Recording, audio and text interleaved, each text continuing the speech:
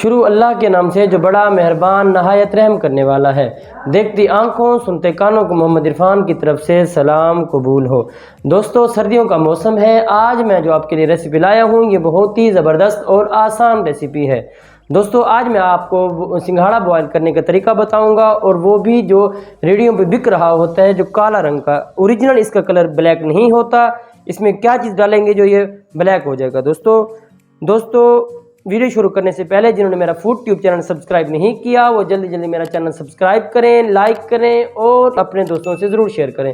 First of all दोस्तों, मैंने सिंघाड़ा ले लिया है। उसके बाद मैंने दोस्तों 2 लेमन ले लिए हैं, चाट मसाला ले लिया है, ब्लैक कलर में मैंने फूड कलर थोड़ा सा ले लिया है। बिस्मिल्लाहिर्रहमानिर्रहीम। दोस्त, अब मैं इसके अंदर जो ब्लैक कलर इसके अंदर ऐड करूंगा, ये ब्लैक कलर ऐड करूंगा। उसके बाद दोस्तों मैं इसी के अंदर ये सिंघाड़ा ऐड कर दूंगा।